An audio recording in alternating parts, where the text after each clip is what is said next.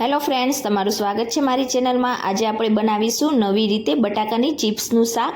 તો આ બટાકાની ચિપ્સનું શાક ફક્ત 10 જ મિનિટમાં બનીને તૈયાર થઈ જાય છે અને ખાવામાં તો એટલું ટેસ્ટી લાગશે કે તમે એકવાર આ રીતે બટાકાનું ચિપ્સ બનાવીને આપશો ઘરમાં તો બધા આંગળા ચાટતા રહી જશે અને વારંવાર આ જ રીતે શાક બનાવશો।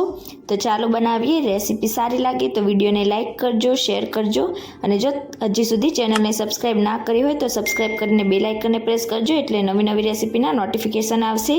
તો ચાલો બનાવીએ।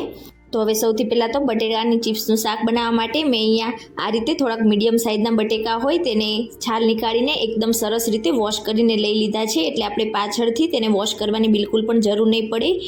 હવે આપણે એક બટેકું લઈશું અને તેની આ રીતે થોડીક જાડી રહે એ રીતની સ્લાઇસ તૈયાર કરી લઈશું।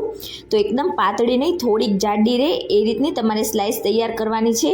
તો અહીંયા તમે જોઈ શકો છો મેં વધારે પડતી જાડી પણ નહીં અને વધારે પડતી પાતળી પણ નહીં એ રીતની સ્લાઇસ તૈયાર કરી લીધી છે। હવે આ રીતે આપણે બધે જ બટેકાની ચિપ્સ તૈયાર કરી લઈશું। તો જે રીતે આપણે ફ્રેન્ચ ફ્રાઈઝને કટ કરતા હોઈએ છીએ એ જ રીતે તમારે બટેકાની આ ચિપ્સ તૈયાર કરવાની છે। તો બધા જ બટેકામાંથી પહેલાં આપણે આ રીતે સ્લાઇસ તૈયાર કરીશું અને ત્યાર પછી વધારે જાડી પણ નહીં અને પાતળી પણ નહીં એ રીતની ચિપ્સ તૈયાર કરી લઈશું। તો અહીંયા તમે જોઈ શકો છો મેં બિલકુલ આ જ રીતે બધા જ બટેકામાંથી ચિપ્સ તૈયાર કરી લીધી છે। હવે આપણે શાક બનાવીશું। આ ચિપ્સને જો વધારે પડતો તમે રેસ્ટ આપશો તો તે બ્લેક થવા લાગશે।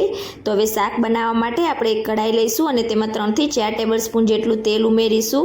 અહીંયા તેલ તમે તમારી પસંદ પ્રમાણે વધારે ઓછું રાખી શકો છો। તેલ ગરમ થાય એટલે 1 ટીસ્પૂન જીરું ઉમેરીશું। જીરું એકદમ સરસ રીતે ફૂટવા લાગે એટલે તેમાં 1 ટીસ્પૂન જેટલી વાટેલી આદુની પેસ્ટ ઉમેરીશું। 2 ઝીણા કટ કરેલા લીલા મરચાં ઉમેરીશું।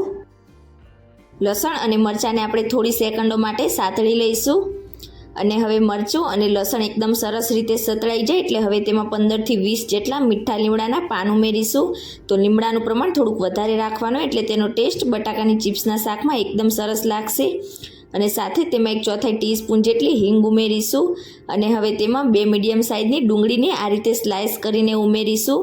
અહીંયા જો તમે ડુંગળી ના ખાતા હોય તો તેને સ્કીપ કરી શકો છો, પણ થોડીક આ રીતે ડુંગળી નાખશો તો બટાકાની ચિપ્સનું શાક એકદમ સરસ લાગશે।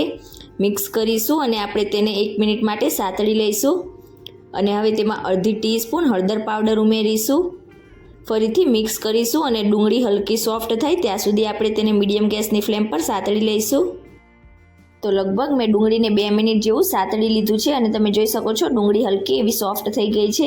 તો હવે આપણે જે ચિપ્સ તૈયાર કરીને રાખી હતી તે બધી જ ઉમેરી દઈશું। તો અહીંયા જો તમારે શાક બનાવવામાં વધારે સમય લાગે તો તમે પાણીમાં પણ બટાકાની ચિપ્સને રાખી શકો છો। હવે મિક્સ કરી દઈશું અને 1 થી 2 મિનિટ માટે આપણે આ જ રીતે બટાકાની ચિપ્સને ખુલ્લી સાતળી લઈશું। તો બધી જ ચિપ્સ ઉપર હળદરનું કોટિંગ પણ એકદમ સરસ રીતે થઈ ગયું છે અને 2 મિનિટ માટે મેં તેને ખુલ્લી આ રીતે સાતળી પણ લીધી છે। હવે આપણે મીડિયમ ગેસની ફ્લેમ પર તેને ઢાંકીને 5 મિનિટ માટે કૂક કરીશું। તો લગભગ 3-1 મિનિટ જેવું થઈ જાય એટલે આપણે ઢાંકણ હટાવી લઈશું અને એકવાર સારી રીતે ચિપ્સને મિક્સ કરી લઈશું। તો આ રીતે મિક્સ થઈ જાય એટલે હવે તેમાં 1 ટીસ્પૂન કે પછી સ્વાદ પ્રમાણે મીઠું ઉમેરીશું। મિક્સ કરી દઈશું સારી રીતે અને ફરીથી તેને ઢાંકીને આપણે 2 મિનિટ માટે થવા દઈશું। તો હવે લગભગ ચિપ્સને કૂક થતાં 2 મિનિટ જેવું થઈ જાય એટલે ઢાંકણ હટાવી લઈશું અને આપણે ચિપ્સ કૂક થઈ છે કે નહીં તે ચેક કરી લઈશું। તો તમે જોઈ શકો છો એકદમ સરસ રીતે આપણી ચિપ્સ જે છે તે સોફ્ટ થઈ ગઈ છે। જો તમને લાગે કે હજી પણ થોડાક બટાકા તમારા કાચા છે તો તમારે 1 થી 2 મિનિટ માટે તેને કૂક કરી લેવાના। અને હવે તેમાં 2 ટીસ્પૂન કશ્મીરી લાલ મરચું પાવડર ઉમેરીશું। તો કશ્મીરી લાલ મરચું પાવડર ઉમેરવાથી શાકનો કલર એકદમ સરસ લાગશે અને અડધી ટીસ્પૂન તીખું લાલ મરચું પાવડર ઉમેરીશું। મરચું તમે તમારા ટેસ્ટ પ્રમાણે વધારે કે ઓછું કરી શકો છો। 1/2 ટીસ્પૂન ધાણા પાવડર ઉમેરીશું। મિક્સ કરી દઈશું સારી રીતે। તો અહીંયા તમે જોઈ શકો છો આપણી બધી જ બટાકાની ચિપ્સ ઉપર મસાલાનું કોટિંગ એકદમ સરસ રીતે થઈ ગયું છે।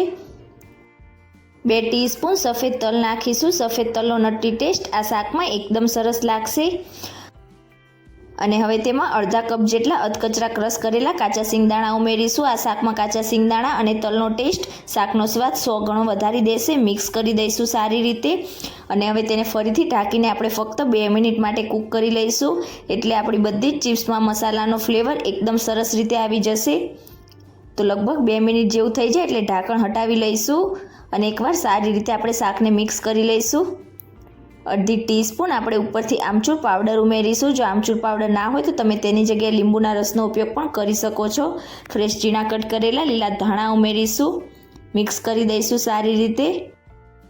તો અહીંયા આપણું એકદમ ટેસ્ટી અને ઝટપટ બની જાય એવું બટાકાની ચિપ્સનું શાક તૈયાર થઈ ગયું છે. તો ગેસની ફ્લેમ ઓફ કરીશું અને શાકને આપણે સર્વ કરી દઈશું. તો તમે ક્યારે આ રીતે બટાકાની ચિપ્સનું શાક ના બનાવ્યું હોય તો એકવાર જરૂરથી ટ્રાય કરજો. આ શાક રોટલી, પૂરી કે પરાઠા સાથે બહુ ટેસ્ટી એવું લાગે છે. એકવાર તમે બનાવશો તો વારંવાર આ જ રીતે બટાકાની ચિપ્સનું શાક બનાવીને તૈયાર કરશો. તો આજની મારી રેસીપી તમને કેવી લાગી મને કમેન્ટ કરીને ચોક્કસથી જણાવજો. રેસીપી સારી લાગી હોય તો વિડીયોને લાઇક કરજો, વધારેમાં વધારે શેર કરજો અને ચેનલને સબસ્ક્રાઈબ કરીને બેલ આઇકનને પ્રેસ કરજો. Thank you for watching.